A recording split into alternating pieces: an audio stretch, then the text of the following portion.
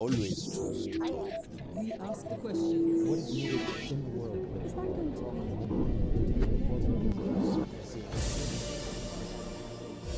Nakon 30 godina napustio je funkciju izvršnog direktora organizacije Human Rights Watch. Napisao je knjigu Righting Wrongs, u kojoj opisuje taktike i strategije koje je primjenjivao u ovoj organizaciji u borbi za pravdu i globalna ljudska prava. Kenneth Roth za Al Jazeeru govori kako pozivati na odgovornost zlostavljačke vlade, koje su taktike da ih se prisili na saradnju, te koja zemlja predstavlja najveću globalnu prijetnju. First of all, welcome to the program of the Al Jazeera Balkans. Thank you for having me. It's my pleasure. You became aware at a very young age of what an abusive government is capable of. Your father fled Nazi Germany. You grew up as a Jewish refugee. Has this experience been the driving force behind your fight for global justice? Clearly a formative factor in my decision to really devote my career to defending human rights was my father's experience. He grew up in Nazi Germany and fled Frankfurt as a 12-year-old boy in July 1938. And so I grew up with Hitler stories. I grew up with stories about what it was like to be a young Jewish boy, worried about his father, my grandfather, worried about how to respond to the brown shirt bullies at the playground. They're just these basic aspects of life as a young boy. And I became determined to try to do what I could to prevent a recurrence of atrocities of this sort. I frankly also was very motivated because when I graduated from law school, Jimmy Carter was the US president, and he introduced human rights as an element of US foreign policy, which had never happened before. And this was, for me, the new frontier. I wanted to devote myself to rights. The international human rights movement was just starting, and I was very fortunate to be able to get in on the ground floor. But it seems that the history is unfortunately repeating itself. Are we witnessing a global slide into a new form of fascism or autocracy, especially considering the profiles of many current world leaders? I mean, people always say that today is the worst, and it's not. I've seen respect for human rights go up and down over the years. The book that I just published, Righting Wrongs, one of the big lessons is that governments are always tempted to violate human rights. It's a way to stay in power. It's a way to get rid of the opposition. And the role of the human rights movement is to constantly push back, to change the cost-benefit analysis behind repression. But that takes relentless pressure. It's not something where you can just say, oh, we won, and go home. Now, today, people look around the world and say, oh, autocrats are winning. But I think it's not that simple. Yes, we have Trump, we have Marine Le Pen, we have the AfD in Germany. But if you look around the world, people who face autocratic governments have made absolutely clear that they don't want it. And we've seen successful public movements to oust the autocrat in Bangladesh, in Sri Lanka. We saw it succeed in Brazil, in Poland. We saw the people of South Korea stand up against an effort to impose autocracy. And today, we see big movements against autocratic trends, in Turkey, in Serbia. So what I take away from this is that people want accountable government. They want a government that has to answer to the people and that has to serve the people, not just itself. That, I think, is a universal desire. There is a movement away from that in certain parts of the West because people are afraid that democratic government is not serving them. So that's a challenge. But people who have had to live with autocracy, they don't want it. But where are we at this point of time? Because is this post-World War II, international peace consensus that was established to prevent the horrors of past conflict, is it now crumbling? We clearly have violators of human rights law. But just as you have criminals in any society, that doesn't mean that the criminal law is useless. You just have people who are violating the law. And I think that's where we stand today. So we have, very influential people who are ripping up the Geneva Conventions. That's what Putin is doing in Ukraine. That's what Netanyahu is doing in Gaza. But we have pushback, too. We have the international community saying, this is wrong. And we see this through resolutions from the UN General Assembly, from the UN Human Rights Council. We have criminal charges imposed on Putin and Netanyahu by the International Criminal Court. We have the International Court of Justice that is addressing genocide in Gaza. So this is very significant pushback. And what we see is the international community is saying, no, these rules matter. This is how you spare civilians the hazards of armed conflict. And just because we have certain war criminals doesn't mean these rules are gone. But we also see these leaders, you know, Trump, Netanyahu, and Orban openly defying the International Criminal Court. We have seen that U.S. senators openly threatened the ICC prosecutor and his family. Orban recently announced Hungary's withdrawal from the ICC. It's not surprising that there are certain lawless individuals who are trying to promote the demise of the International Criminal Court. You know, Viktor Orban, who is completely undermining the rule of law in Hungary, unsurprisingly, you know, seeks to embrace Netanyahu despite the war crime charges against him because he wants to undermine international law too. You know, Trump, who is trying to rip up the American Constitution, it's not surprising that he also has attacked the International Criminal Court because Karim Khan, the chief prosecutor, had the audacity to charge Netanyahu for what he did, for trying to starve Palestinian civilians in Gaza, which is a war crime. So, you know, yes, you have people who are trying to uphold lawlessness, but most of the world is seeking to uphold the law, uphold respect for human rights, because, you know, this is what protects people in wartime. And so I think it's a challenge. This is a battle. I think we have to, you know, press, you know, the European Union to continue its sanctions against Orban because of his lawlessness. We need to keep pressing Trump, who, you know, is trying to create an Orban-like autocracy in the United States, but there's significant resistance, and I think we need to promote that resistance. So I see a battle today. I do not see a reason to just acquiesce in the demise of human rights. That's not where we are. We are in the middle of an important battle, but this is a winnable battle.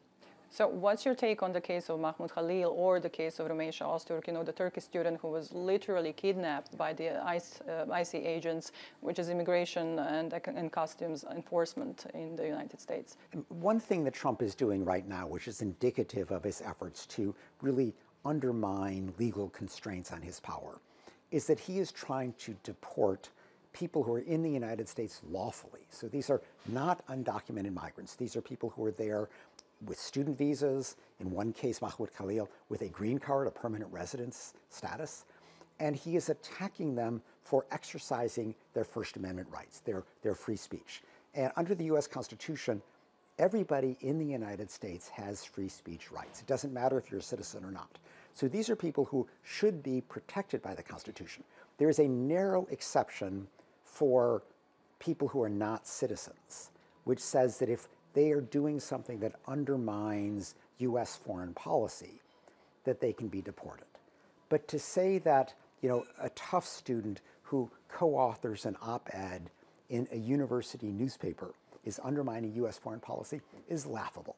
To say that Mahmud Khalil, who was a spokesperson for demonstrations at Columbia University against Israeli war crimes, that somehow upsets US foreign policy is ridiculous. What this is about is really silencing criticism of Israel. That is an illegitimate use of presidential power.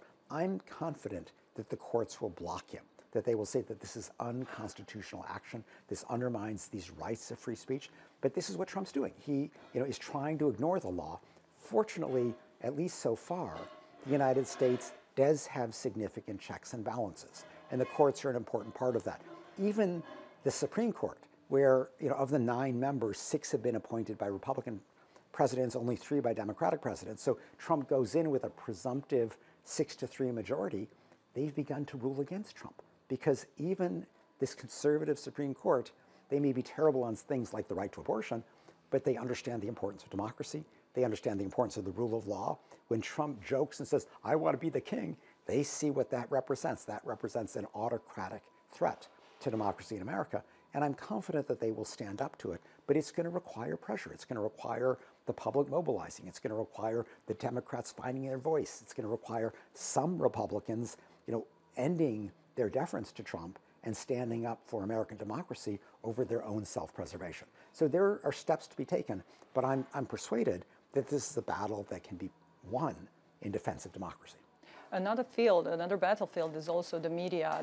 The U.S. President Trump, he expelled the Associated Press from his Oval Office and gave the first lines to the podcasters and influencers that contributed to his elections win. What do you make of this? Again, trying to ignore the Constitution is trying to penalize journalists who don't say what he wants them to say. That's a blatant violation of freedom of the media. that is unconstitutional. And fortunately now the court has already said that the Associated Press is correct, that Trump is wrong. That Trump tried to get rid of the Associated Press for the ridiculous reason that it wouldn't call the Gulf of Mexico Trump's renamed version, the Gulf of America. And the AP said, why should we do that? We speak to the world. Everybody else thinks it's the Gulf of Mexico. Why do we have to mouth your ridiculous new name? And for that, they were expelled from the main White House press center. The court has come in and said, you can't do that. That's retaliation by the government against a journalist who is exercising legitimate free media rights. That's unconstitutional. And I'm convinced that that's where it will end up. So what we're seeing is Trump overstepping. We shouldn't be surprised by that. Trump is trying to create an autocracy, but there is significant pushback in the United States. And the real lesson here is the importance of checks and balances, that democracy is not just periodic elections, important as that is. Democracy is also freedom of the media, it's the freedom to demonstrate, it's an independent judiciary, it's independence in things like the university. These independent centers of power are essential for reining in an executive, a leader who might want to rule as a king rather than as an elected official. And you've long used naming and shaming as a tactic to hold autocrats and tyrants accountable. But does the blame and shame method truly work on leaders who are really not concerned about public pressure or the public perception? As I describe in my book, shaming is an important tool of the human rights movement. And it works because in today's world, almost everybody has to pretend to respect human rights. And when they fall short, that's embarrassing. It's stigmatizing. It's a way of saying, you, leader, are only serving yourself, not the people you pretend to serve. So that sort of shaming works, but you have certain areas which are more difficult to shame. If you go to Viktor Orban and say, you are mistreating immigrants, he would say, yes, I am. I'm proud of it. But the shaming can still work because, Viktor Orban wants his huge subsidies from the European Union, and the European Union does not want a lawless, undemocratic leader, and so that puts pressure on him. The shaming works indirectly via the economic pressure from Brussels. Something similar can happen with Trump. If you say to Trump, you're violating human rights, he would say, well, what are those? But Trump does see himself as this, brilliant negotiator, this master deal maker. And this actually gives us an entree because Trump has a fragile ego. He cares about what people think about him. And if we can show that his narrow perspective, his service to himself rather than anything broader is actually undermining his reputation, is ruining his legacy, that gives us an entree to push him in the right direction, getting him to ideally do the right thing for the wrong reason, to defend human rights even though he's really just defending himself. But given that, abusive regimes, as you said, often seek resources or legitimacy from other nations, do you believe the international community bears a level of responsibility and even complicity in enabling them? The international community absolutely has a duty to uphold human rights, not just at home, domestically, but also in its foreign policy. And so, if the European Union is closing its eyes to, say, Rwanda's mining of minerals in eastern Congo, where they've just entered into a deal with the Rwandan government to purchase minerals that Rwanda doesn't even have. They're just, invading eastern Congo and taking them from there. That's an example of complicity. Or if you have, say, the German government that, with a misguided sense of making amends for the Holocaust, is supporting the Israeli government as it attacks the human rights standards that protect Jews and everybody else around the world, that's complicity. So we need to pinpoint that. Western governments don't always do the right thing, but they are susceptible to shaming, to public pressure, and ultimately to rectification of this disregard for human rights. You mentioned Israel. How would you characterize Israel's war on Gaza? Well, what the Israeli government is doing, which is showing utter indifference to Palestinian civilian life, indiscriminately bombing neighborhoods, attacking even military targets, knowing that the cost to civilians in lives lost will be wholly disproportionate, the deliberate starvation and deprivation of the Palestinian civilian population in Gaza, these are all war crimes, and a strong case can be made that it's genocide. So this is a clearly lawless strategy that most of the world has condemned, but Netanyahu continues because first Joe Biden and now Donald Trump have been willing to support it. What actions can be taken to influence countries that are seen as complicit in this conflict? You know, most governments today have been cutting off military aid to Israel. A vast majority of governments have condemned what Israel is doing. So in that sense, there's been a strong outpouring of opposition to Netanyahu's war crime strategy. South Africa obviously brought a genocide case before the International Court of Justice. Karim Khan, the International Criminal Court prosecutor, has criminally charged Netanyahu and his former defense minister. So, you know, these are important steps. But nonetheless, Israel continues to be supported militarily foremost, but also politically by the US government. And this is, you know, a fight, it is a battle that is underway. You know, sadly in Washington, it is still seen as like a political necessity to support Israel regardless of what it does. I think that's changing among the American public. In fact, even American Jews are for the most part very disturbed by what Netanyahu does. His support today is mostly among Christian evangelicals, the kind of far-right Republican supporters. That's where Israel gets its support in the United States. So this is an ongoing battle. Ironically, I think the best approach is to play to Trump's ego. Trump wants a Nobel Peace Prize for a big Middle East peace plan. He wants to get Saudis to normalize relations with Israel. And Trump's current approach, which is to say, let's solve the Israeli-Palestinian problem by getting rid of the Palestinians, that's not going to work. That's a blatant war crime. No Arab government is going to go along with it. It's a dead letter. And I think we need to get Trump to recognize that he's not going to get his Nobel Peace Prize by mass ethnic cleansing. He's not going to get a Nobel Peace Prize by ongoing forever occupation, which is apartheid. The only route is with a clear path to a Palestinian state. And the Saudi crown prince has said so far he will not normalize relations with Israel unless there is that Palestinian state. I hope he sticks with that. The problem is that Mohammed bin Salman has no love lost toward the Palestinians. He's never cared about the Palestinians. Today, he only supports them because the Saudi people support them. They watch Al Jazeera. They see what's happening in Gaza. So we need to make sure that Mohammed bin Salman doesn't cave and doesn't accept, normalization on the similar minimalist terms that, for example, the United Arab Emirates did, where they settled for a mere promise not to annex the West Bank and nothing else. That was really selling short the Palestinian people, and Israel got its normalization of relations. I hope the Saudi crown prince will insist on more, and if he does, then we can go back to Trump and say, you have no chance for your Nobel Peace Prize unless you push for a Palestinian state and stop your ridiculous war crime idea of expelling the Palestinians. One of the most devastating wars next to Gaza that happens and still is happening in the recent history is also war in Ukraine, which just might soon be coming to an end. So do you expect a just peace here or an unjust one? I mean, the big question today is not where the ceasefire will take place, since I think most people feel that the ceasefire will be roughly along the front lines of where the militaries are today. The big question is, what guarantee is there that Putin will not simply use a pause in the fighting to replenish his diminished forces, to rearm, and then to reinvade? Because Putin doesn't care about just a little bit of territory in eastern Ukraine. He wants to snuff out Ukraine's democracy because he sees it as a threat. Because Ukraine's democracy shows the Russian people what is possible, but what they don't have. The Russian people have a dictatorship, and if Ukrainians enjoy a democracy, that sets a dangerous precedent that Putin wants to destroy. So that's what this war is about.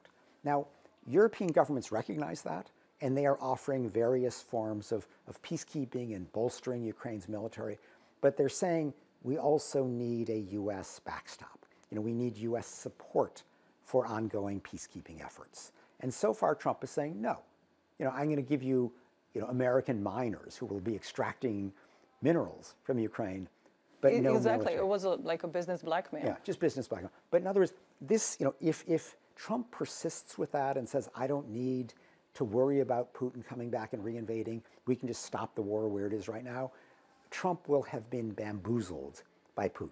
Trump will emerge from this as a naive negotiator. He will become the Neville Chamberlain of the 21st century. And Trump, with his fragile ego and grandiose ambitions, does not want that legacy. So we need to stress that if Trump wants to portray himself as a savvy negotiator, he's got to go past this facile, minimalist ceasefire that Putin would prefer, and instead insist on a genuine end to the conflict, which includes real guarantees for Ukraine's democracy. Still, in your view, which country today poses the greatest threat to the global human rights system? Okay, what's important that you ask it the way you did, which is, if you ask like who's the worst violator, there are a lot of choices out there.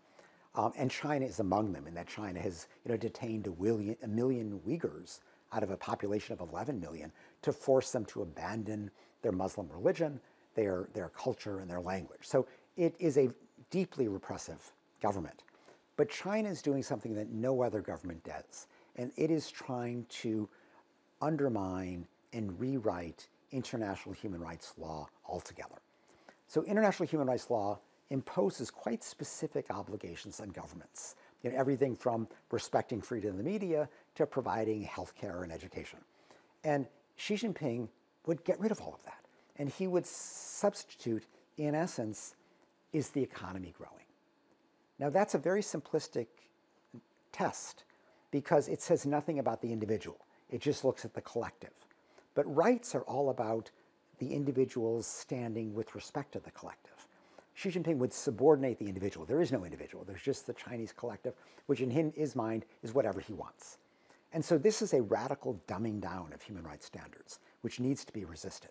The other thing the Chinese government is doing is that it is trying to change the way the UN Human Rights Council operates. Because right now, the council will investigate, report, and condemn governments and put real pressure on them to stop human rights violations. Xi Jinping wants to stop all of that. He wants to meet in Geneva and have nice, pleasant conversations among governments about how each is finding its own unique path to respect human rights. In other words, no pressure, just chit-chat. So he really would, eradicate the standards, eliminate the pressure, and have nothing to uphold human rights. That is a radical attack. He's devoting significant proceeds from the world's second largest economy, all to try to prevent any criticism of his severe repression at home. So we have to be aware of what's going on and resist this effort. Recently, we had the U.S. President Trump cutting major funding to USAID, which is historically one of the pillars of Western soft power. So how much space now has this created for countries like Russia or China to expand their influence in vulnerable regions? USAID really, broadly speaking, did two things. On the one hand, most people think about how it would provide health care or education or sanitation or infrastructure. And these were very important things. These are areas where China in particular will pick up the tab. Russia has no capacity to spend money. And even China is getting limited, but the US is really ceding the field. But the other thing that the USAID did is it supported independent journalism, human rights defenders, democracy promoters, the bane of the existence of autocrats. And Trump is just in a huge favor for the likes of Vladimir Putin or Xi Jinping because he has just removed US support for these key checks on these dictators. Independent journalists are a way to keep a dictator in check, and dictators are always trying to censor them and throw them in prison. And Trump says, don't bother, I'll take care of that. I'll take away their funding. That's what Trump is doing. So finally, what message would you send to the global public, having in mind the rise of the far-right governments? How can people around the world resist this rise and hold these governments accountable? Many people say, well, what can I do? I'm just an individual. These are big global trends.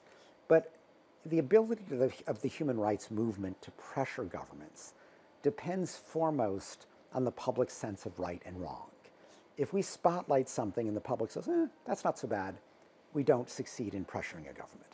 But if the public sees misconduct, if they disapprove of what's happening, that generates pressure on governments. And this is where every person has an important role to play, because each of us builds the public sense of right and wrong through our day-to-day interactions. When you speak around the dinner table, when you talk to your colleagues at work, when you post on social media, and comment on these issues. Do you like or do you not like what a government is doing? That helps to shape the public sense of right and wrong, which is the critical foundation for the ability of the human rights movement to pressure governments. That's on the individual level, but is there a more organized approach? In terms of society, I think we have to recognize, what is it that autocrats are doing? And there are two key things, and we just have to be aware of it and fight back. One is autocrats are all trying to chip away at the checks and balances on their authority. So they're trying to silence journalists, they're trying to paralyze opposition political parties, they're trying to neuter civil society, they're trying to compromise the judges. So we have to be aware that there's a rationale behind these actions and push back, not see them as just individual isolated incidents, but part of a pattern that is being deliberately pursued. The other thing that autocrats do is they love to scapegoat disfavored minorities as a way of rallying their ethnic majority base in a country, but also changing the subject, because autocrats typically do not have a program to serve the people they claim to be supporting. Autocrats serve themselves. That's the whole point of being an autocrat. And when they scapegoat some minority, whether it's immigrants or gays or Muslims or feminists, this is a way of changing the subject and getting people focused on some disfavored minority so they don't notice that the autocrat is stealing all the money, serving his cronies, and ignoring the general public. And so we need to be aware of this scapegoating and not let autocrats get away with that. And when they start saying, well, what about the gays? We have to say, why are you changing the subject? Why aren't you serving the people? Because that is the sleight of hand that these autocrats are using. Mr. Roth, thank you for talking to Al Jazeera. Thank you so much. My pleasure. Always trust. We ask the question, what is needed in the world? Is that going to be?